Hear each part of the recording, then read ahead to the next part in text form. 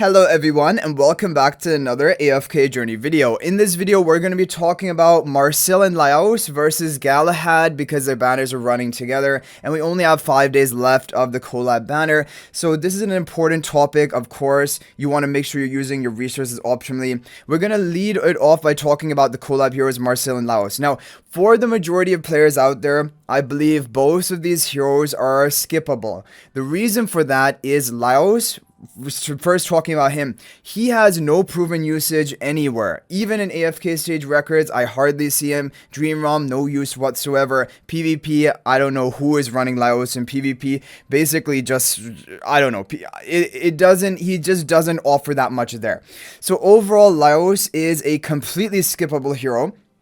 Now, of course, through the event, you're going to get the hero chest, and you could take him up to Mythic Plus for free. However, there's actually another strategy you can use. With all of those hero chests, you can actually open them up into the Laios Soul Sigils, but not actually upgrade him. And then what will happen is, after this collab event ends, which is like in 5 days from right now, then those sigils are going to be converted into like a universal collab A-level soul sigil, which you could use to upgrade Lucy, although that's not really important. Or you could use it for example, for an upcoming future collab hero, which may be meta as an A-level hero. So that's another strategy you can use if you haven't already upgraded him. But basically, Laios is completely skippable, not useful to build up.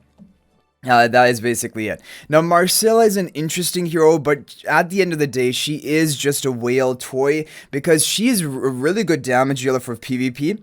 Definitely, she is one of my strongest Supreme Arena and Clash Royale defenses using her.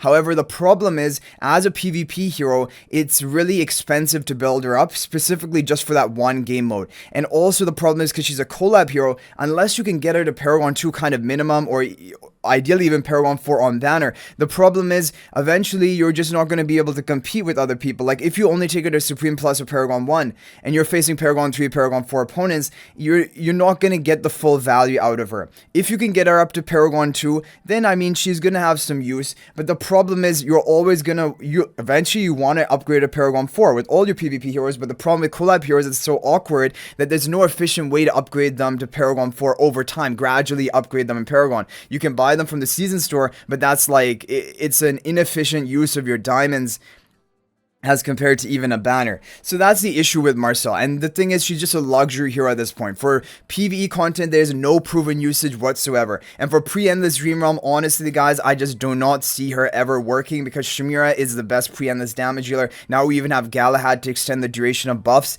if that is useful for pre-endless Dream Realm. We have Nazarick, we have Ravion. There is no way, honestly, in my mind, there's no way Marcille is going to have PvE usage. And AFK stages, of course, out of the question. You do not use her there. So she's purely a PvP toy hero.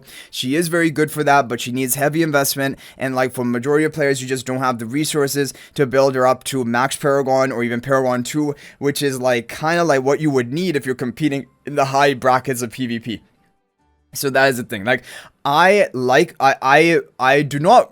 happy with my decision to invest into Marcille, but it's because I have plenty of resources as a whale, as a high spender. For mid spenders or for even majority of players out there who don't have many resources, I would honestly, you can skip, because Supreme Plus alone is probably not going to give you that much value. Like I said, she doesn't really have any usage other than PvP, and your PvP heroes want to be Paragon upgraded. Even for like a mid-spender, you want to have Paragon 2, Paragon 3 heroes to really be competing. So that's the issue with Marcille. She's a good hero, but collab heroes are always a pain to build. But that being said, if you like her, you really want to invest into her, you can get her Paragon 1, Paragon 2 off the banner, and then just over time, you can buy from the season store, even if it's inefficient to max upgrade her. It's a fine choice, not a bad decision.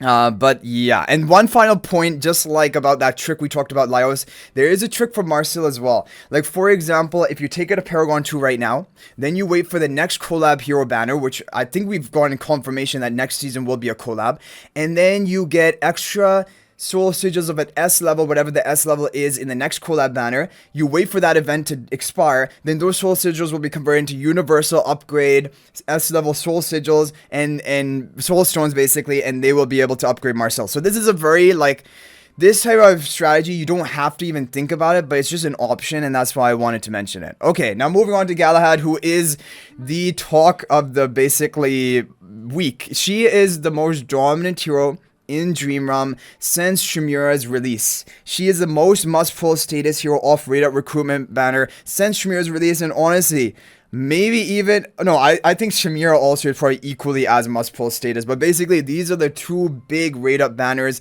ever to come to AFK Journey. Lily May was big when she was released from Raid Up banner, if you guys remember that, but Shamira and Gala are on a tier of their own. Galahad is score gapping non-Galahad teams by 200 billion damage plus in Dream Realm, and that is just absolutely insane. It's because she can prolong the duration of the buff for your allies, and that's really effective for artifacts like Starbless or Blood Moon, which have huge buff value, but just have 6-second duration and 12-second cycling for cooldown. But now Gala is going to make basically permanent of that, and then also 20% enhancement of the buff effect. So it not only permanent buff, but also higher, even slightly higher buff value. And then on top of all of that, she has great HP loss damage.